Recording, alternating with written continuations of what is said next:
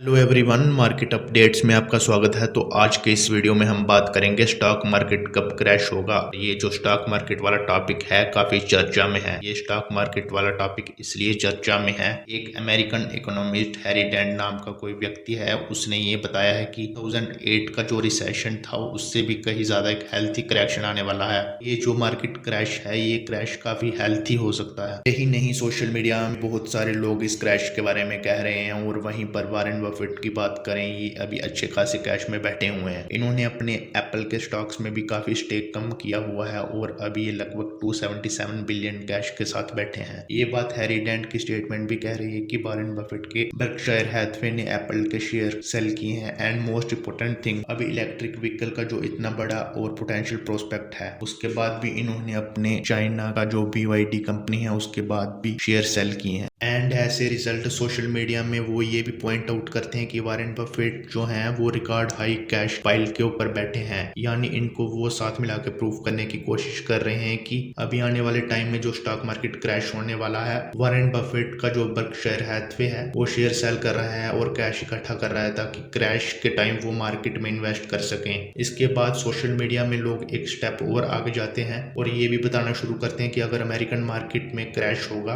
American stocks गिरेंगे, तो उसका इफेक्ट इंडियन मार्केट में देखने को पड़ेगा। स्टॉक मार्केट में खतरे का सबसे बड़ा अलार्म बज चुका है। वहीं पर विक्स इंटरनेशनल की बात करूं, 265 के ऊपर जा चुका है और ये लाइफ में आज तक केवल 2 बार ही हुआ है। पहला 2020 रिसेंट टाइम्स में और दूसरा 2008 के लेमन ब्रदर क्राइसिस, जब बैंकरप्सी अनएक्सपेक्टेड तरीके से फाइनेंशियल इंस्टीट्यूशन की हुई थी। आपको मैं ये बता दूं कि जुलाई के लो से 550% से विक्स ऊपर जा चुका है। इसका मतलब ये है कि मार्केट कोई बहुत बड़ा कोलैप्स या बैंकरप्ट के हिसाब से प्लान कर रहा है। आपकी क्या इस बारे में राय है, प्लीज कमेंट में जरूर बताएं। 5 अगस्त को स्टॉक मार्केट क्रैश क्यों हुआ और क्या आगे स्टॉक मार्केट क्रैश हो सकता है। 5 अगस्त के क्रैश का सबसे बड़ा जो रीजन था यूएसए में अनएम्प्लॉयमेंट रेट का बढ़ना, और ये जुलाई में अनएम्प्लॉयमेंट रेट 4.30 बढ़ चुका है, जिसकी वजह से जो यूएसए में अनएम्प्लॉयमेंट की एप्लीकेशन आती थी वह बहुत ज्यादा बढ़ चुकी है। और जब लोगों को नौकरी नहीं मिलेगी तो इसका डायरेक्ट इम्पैक्ट यूएसए की इकोनॉमी में देखा जाएगा और इससे यूएसए की इकोनॉमी में स्लो डाउन आ सकता है। और अमेरिका में जो भी होता है उसका इफेक्ट पूरे वर्ल्ड पर देखा जाता है। एक तो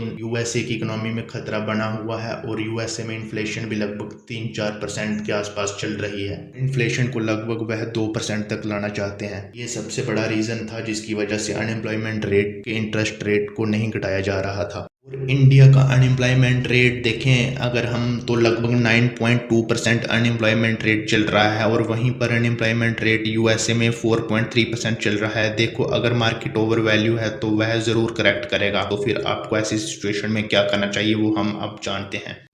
इससे पहले अगर आपको वीडियो पसंद आ रही हो तो वीडियो को ज़रूर लाइक करें। और अगर आप डीमैट अकाउंट खोलना चाहते हैं तो डिस्क्रिप्शन में मैंने लिंक दे रखा है। देखो, पिछले 1 साल में मिड कैप और स्मॉल कैप ने ज़बरदस्त रिटर्न दी है और ये रिटर्न कहाँ रुकेगी ये कोई नहीं जानता। देखो, जब कोई स्टॉक ओवर वैल्यूड हो जाए तो उससे थोड़ी दूरी बनाकर रखनी चाहिए। आपको वहाँ पर उन स्टॉक पर लालच नहीं करना है। इसके साथ साथ HDFC डिफेंस में लगातार लोग पैनिक कर रहे हैं। इस फंड में बने रहना चाहिए या फिर एग्जिट कर लेना चाहिए। रिसेंटली जो हमने देखा था, इस फंड ने अपने लमसम और SIP दोनों बंद कर दिया है नए इन्वेस्टर्स के लिए। जो डिफरेंट सेक्टर है वह वन साइडेड गिरावट दिखा रहा है। देखो, मेरा ये मानना है कि आने वाले टाइम में आपको इस फंड में बेहतर और गिरावट देखने को मिल सकती है। और अगर आप इस फंड में अच्छे खासे प्रॉफिट में बैठे हैं तो आपको कुछ पैसे यहाँ से लार्ज कैप फंड में शिफ्ट कर लेना चाहिए। थीमेटिक फंड लॉन्ग टर्म में कंसिस्टेंट रिटर्न नहीं दे पाते। अगर आपको स्टॉक मार्केट में पैसा कमाना है तो आपको बहुत समझदारी से इन्वेस्ट करना पड़ेगा। वो चीज़ नहीं चलेगी कि आपने कोई भी स्टॉक में इन्वेस्ट कर लिया और उसमें आपको रिटर्न मिल गई। स्मॉल कैप कंपनीज की बात करें तो आप देख सकते हैं यहाँ अभी भी 54% की रिटर्न दिख रही है। आज से 2 महीने पहले तक यही रिटर्न 70-80% चल रही थी। धीरे धीरे मार्केट एक करेक्शन मोड में जा रहा है। यही जो रिटर्न दिख रही है आपको आने वाले टाइम में और कम देखी जाएगी। यही रिटर्न ज्यादा करेक्शन थीमेटिक फंड और स्मॉल कैप मिड कैप में ही देखी जाएगी। लार्ज कैप की बात करें तो वो अभी इतना रन अप नहीं दिए हैं, वहीं पर हो सकता है आपको इतनी करेक्शन देखने को ना मिले। होप आपके लिए ये वीडियो हेल्पफुल रही होगी। धन्यवाद।